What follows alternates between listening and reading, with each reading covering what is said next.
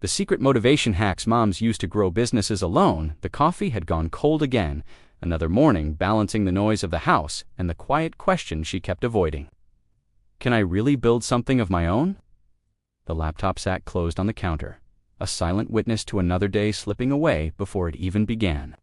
She wasn't chasing millions, just freedom, the kind that fits between nap times and school pickups, the kind that doesn't require permission or apology.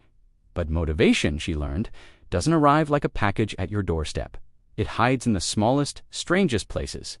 Part of her still felt guilty for wanting more, as if ambition had to disappear when motherhood began, as if the moment she became someone's mom, she stopped being someone to herself. The world told her to be grateful, to be present, to be enough, and she was. But she was also restless. The first hack came by accident. She was folding laundry, the third load of the day, when she realized something. Her hands were busy, but her mind was racing. That's when she started listening to business podcasts, through one earbud while her toddler played nearby. Not inspirational speeches, not get-rich-quick schemes, just real people talking about real problems they solved. She absorbed hours of education in the margins of her day, while cooking dinner, while driving to the park, while waiting for the pediatrician. The knowledge didn't come in grand moments of clarity. It came in fragments, pieced together between interruptions, and somehow that made it stick. But the idea didn't come from a business book. It came from the mess on her kitchen table. A neighbor asked her to help organize a playroom. Then another asked for advice on decluttering. Before long, she realized she'd been solving the same problem for free that others were charging for. What would you have done in her place? She almost gave up until one message changed everything. A mother she'd helped sent her a photo, a clean, functional space where chaos used to live. The caption read, "I can breathe again." That's when she understood. She wasn't selling organization. She was selling relief. According to recent studies, small home-based businesses led by women are growing 40% faster than other segments, proof that clarity often beats capital. The mothers building these businesses aren't waiting for perfect conditions.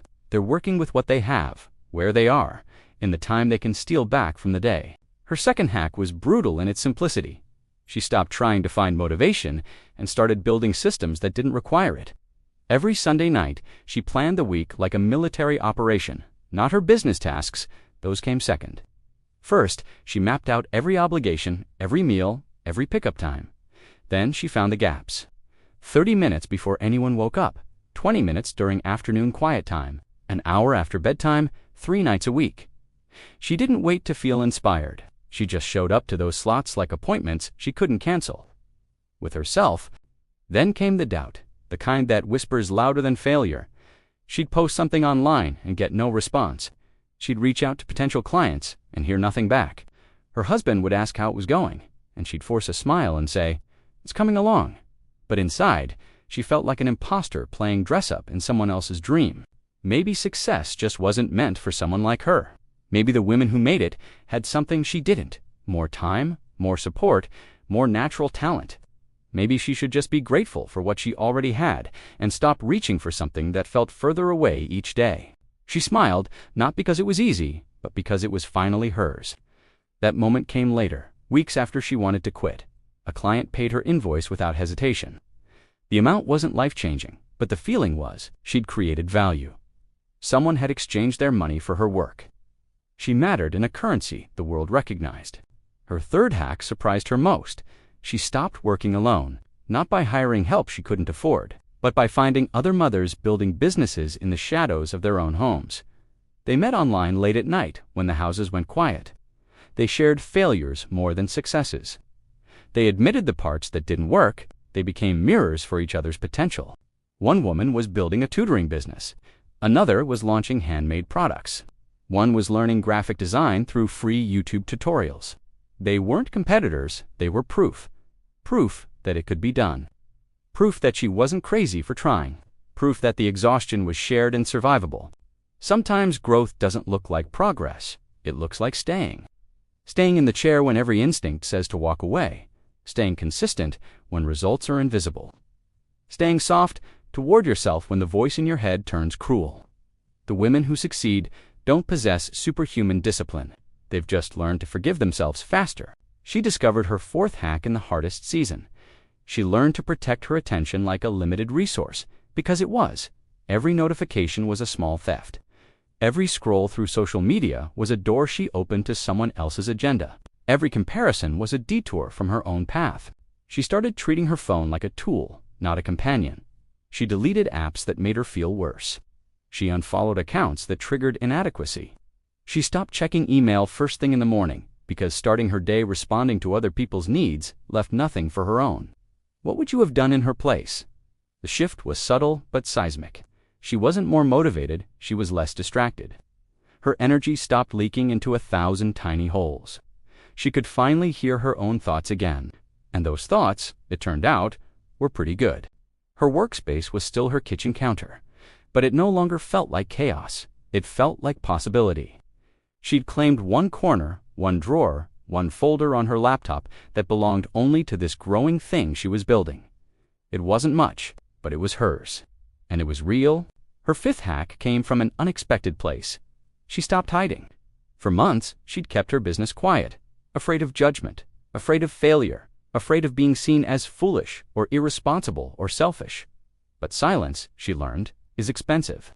It costs opportunities. It costs connections. It costs the exact visibility she needed to grow. She started talking about her work. Not in a promotional way, just honestly. When someone asked what she'd been up to, instead of saying, "Oh, just the usual," she'd say, "Actually, I've been building a small business." The first few times felt like exposure, but then something shifted. People became curious. They asked questions. They referred her to friends. Her shame transformed into possibility just by being spoken aloud. Research shows that mothers who verbalize their entrepreneurial goals are 63% more likely to follow through than those who keep them private. There's power in declaration. It creates accountability. It invites support. It turns a secret dream into a public commitment, and that weight, though scary, becomes fuel. Part of her still felt guilty for wanting more, but now she understood the guilt differently. It wasn't a warning sign. It was old programming, a belief system downloaded from a culture that tells women to shrink, to sacrifice, to serve, to smile through exhaustion and call it joy. Recognizing it didn't make it disappear, but it stripped away its authority. Her sixth hack was permission, not from anyone else, but from herself. She wrote it on a sticky note and put it above her workspace. I am allowed to want this. Some days, she needed to read it a dozen times. Other days, once was enough. But it stayed there, a quiet rebellion against every voice that suggested her ambition was selfish. Then came the doubt, the kind that whispers louder than failure. A month went by with no new clients. Her savings account wasn't growing. The hours she'd invested started to feel like hours stolen from her children, from her marriage, from rest she desperately needed. She calculated her effective hourly rate and wanted to cry. She could make more working part-time at a grocery store, but something kept her going. It wasn't optimism. It wasn't even hope. It was stubbornness, a refusal to let another dream die in the margins of her life, a quiet insistence that she deserved to try, even if trying looked nothing like she'd imagined. Even if success came slower, smaller, stranger than the stories she'd heard. She smiled not because it was easy, but because it was finally hers. That moment came when she landed her first repeat client, not because of her marketing, not because of her website, but because she'd done good work and someone noticed. That's when she understood growth doesn't always look like addition. Sometimes it looks like depth, like trust, like someone choosing you again. Her seventh hack was counterintuitive. She learned to celebrate micro-victories with the same energy she'd reserved for major milestones. She'd spent so long waiting to feel successful that she'd missed being successful in miniature. One new follower, one positive review, 1 hour of uninterrupted focus, one boundary held. One morning, she didn't feel like quitting. She started keeping a list. Not of goals, everyone has those, but of evidence. Evidence that she was changing. Evidence that she was learning. Evidence that this thing she was building, however slowly, was real and growing and hers. On the hard days, she'd read that list, and it would remind her she was already doing it. She just needed to keep going. What helped her most wasn't just finding the right planner or productivity app. It was realizing she didn't need permission to start small. She tested different tools and systems before finding what truly worked. Some she paid for, some were free. But what mattered most wasn't the tool. It was her willingness to build something imperfect and iterate as she went. This isn't a promotion, just the truth of what made her path a little lighter. If you're curious about resources that help mothers in particular build flexible businesses, there are communities, courses, and tools designed specifically for working within the constraints of parenthood. But the real secret is simpler. You already have what you need to begin. Her eighth and final hack was this.